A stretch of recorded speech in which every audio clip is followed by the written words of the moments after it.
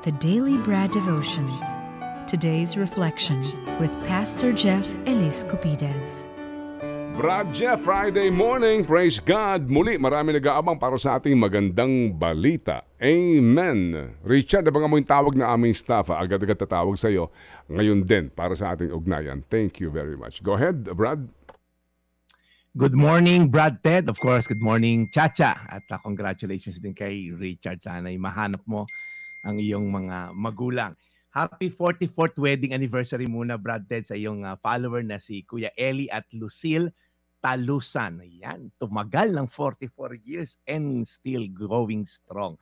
Congratulations. At kasalukuyan din, Brad Ted, si Coach Melo ng Slimmers, nanonood at birthday ng kanyang may bahay, Cecil Ann Macaraeg, na kasanayan na nila, Brad Ted, habang nag-workout doon sa kanyang tinetrain na client, si Bong de la Cruz, nanonood sa atin na naka-tune in. Maraming salamat, Sir Bong at Julius Resurrection for tuning in.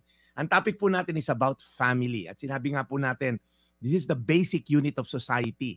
Kasi nga po, pamilya constitute barangay, cities and cities, provinces and nations. So kung gusto nating makita ang estado ng bansa, i-check mo lang, pulsuhan mo lang, ano ba estado ng mga pamilya sa Pilipinas? At makikita po natin ang kalagayan ng bansa. Kaya po dapat talaga, if you want to change the nation, alagaan natin yung mga miyembro ng pamilya natin. From marriage to parenting, natapos na po natin yan for the past 4 days. Ano po yung magiging puhunan or kumbaga magiging magsisemento sa relasyon ng bawat isa sa pamilya? One word lang po, love.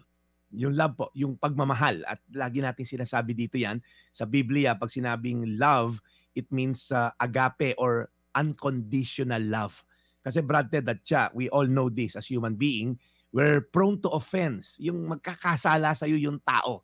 If you want to build relationship po, yung offense ay hindi po maiiwasan. Inevitable po yan. Alam niyo po ba yung word na offense sa Greek na ginamit ang Biblia sa sinulat ng New Testament?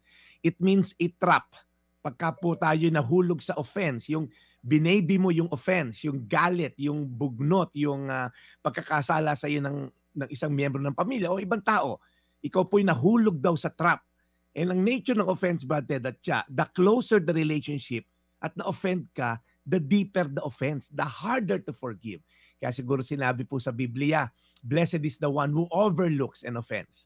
Pag natutunan po nating i-value ang relationship more than the offense, you'll go beyond the pain. You'll go beyond the offense because binavalue po natin yung relasyon sa ating asawa, anak, magulang, more than the offense. Kaya po, ang verse ko po sa inyo ngayon ay Colossus 3:13. Sabi dito, magpasensya kayo sa isa't isa.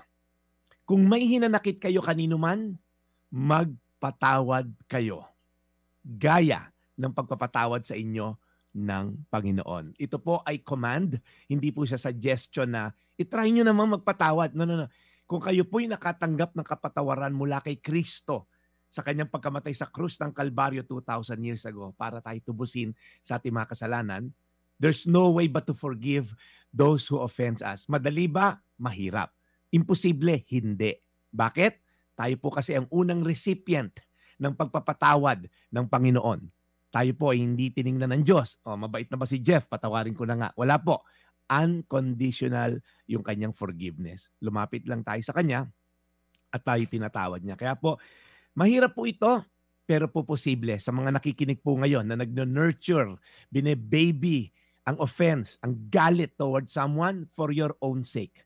Para sa iyong kapakanan, magpatawad po tayo dahil blessed is the one who forgives. Tayo manalangin, Panginoon, kung kayo po ay nagpatawad at kami po ay hindi mo hinanapan ng kondisyon na kailangan bumait, kailangan umayos ang buhay bago mong patawarin. Lord, sabi mo nga, while we were still sinners, you died for us. So, ano pa po ba ang dapat naming gawin? Kaya Lord, dinadalangin ko ngayon sa mga taong, mga mag-asawa na may galit sa isa't isa, mga magulang na galit sa kanilang anak, at mga anak na may pigati at galit sa kanilang mga magulang. Lord, paulanin niyo po ng grasya at mercy at pagpapatawad ang isa't isa. Alam naming mahirap, pero Lord, hindi imposible. The more we know the forgiveness we receive from you, the more we can forgive others. Kaya Lord, siguro yun ang susi. Maintindihan namin yung pagmamahal mo. Maraming salamat, Lord, sa iyong salita. Sa pangalan ni Jesus. Amen. Amen. Panginoon, muli po maraming salamat sa araw na ito. Lord, we pray na alagaan niyo po lagi si Brad Jeff Eliscopides sa kanyang pagmimisyon. Salamat po, Panginoon, sa lahat ng aming mga nakapakinig. At kami po ay sumasandal sa inyo sa panawagan po ni Richard Acabado na mahanap po ang kanyang ina.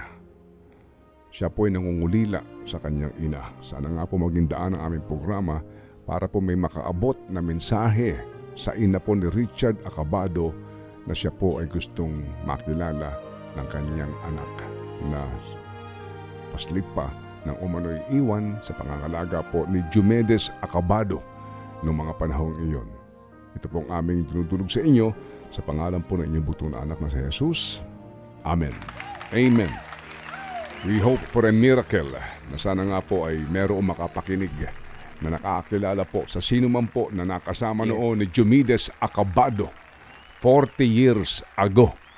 Brad Jeff, no? 40 years ago. So, kailan ka pinanganak, Chacha? Kasi 45 ka na eh. So, tatahi-tahimik ka lang dyan. Excuse me, 1990 ako pinanganak. Yan, kwentahin mo nga siya kasi 40 years ago. So, kung 45, anong year ka pinanganak? So, 1990 ako. 1984. 1984. Okay. Kaedad ko lang siya. 1984. Okay. Noong panahong yun, nandun ako sa DYMM Tacloban. Okay. Binata ka na nun, brother. Hindi. Ano na ako nun? Taken na ako nun. Oo, nandun na ako nun sa istasyon na radyo.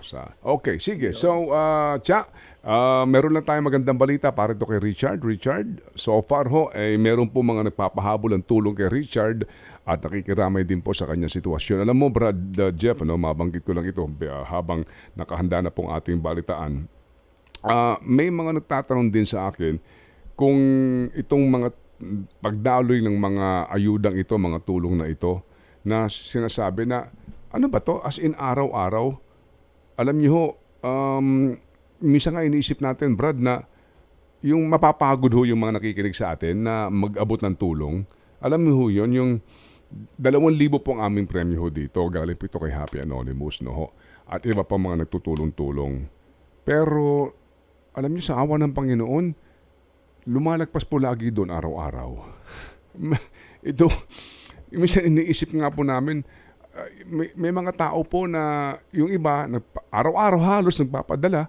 Yeah. Yung iba siguro ngayon lang nakinig o ano man, pero hindi nagpapatuloy. Kaya Lord, thank you very much po. Salamat po na marami. This is really something beyond explanation.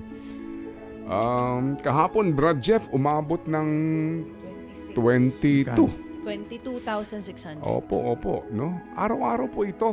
Ganun, umaabot po ng ng malaki sa pangkaraniwang pamilyang Pilipino. So, Eto nga, bukod kanina 4,000 pesos, di ba? Yung naiwan sa atin. O yung ibibigay natin kay Kuya Richard. Nagpahabol ng tulong si Happy Pharmacist, 1,000 piso. 5,000. Tagpa 500 pesos naman si Happy Angel Baby, Happy Vespapa, Happy Junie, si Happy 6,000. Rocket, si Happy Kuya. Tapos tag 300 pesos si Happy Awesome Mom at si Happy Cebuana. At 100 pesos galing kay Happy RDC, 9,200. 9,000 pesos. Ito ang aming may papadala ngayon dito po kay Richard. Richard, salamat muli sa iyong pagiging bahagi ng ating programa. And abangan mo ang tawag muli ng aming staff nga kasi ito yung ating ipapadala sa iyo. Hindi sa amin galing to sa mga nag-aambag-ambagan. Ganun, Brad Jeff. No. Di ba? I mean, araw-araw po ito. It's a miracle. Sabi mo nga, Brad Ted, it's a miracle. Paano nangyayari ito? Salamat po muli na marami sa inyo lahat. Thank you po. Thank you so much. Okay, Brad? Brad Ted, siguro nga kasi nakikita rin ng mga Happy Anonymous natin na one person at a time nakakatulong tayo. Kasi minsan nga po, iba, ayaw tumulong kasi baka maliit lang naman impact. Gusto ko yung global yung impact o buong Pilipinas, mababago. Hindi po. One person at a time, we can change the world. So, marami pong salamat again sa inyong yung generosity. So, thank you so much. Alright. Tsaka talaga ho dito, ramdam na ramdam mo kasi wala hong walang halaga na pinipili po ito. May maliit, may malaki, higit sa lahat po, walang pangalan. No. Amen. Nakatago po yung mga pangalan nila. So, ibig sabihin, bukal sa kalooban po ang pagtulong. Di po ba? Yep. Ito ho muli. Salamat po again. Thank you, Lord, sa biyaya po ng segment na ito. To God be all the glory. Okay, Brad Jeff? Alright.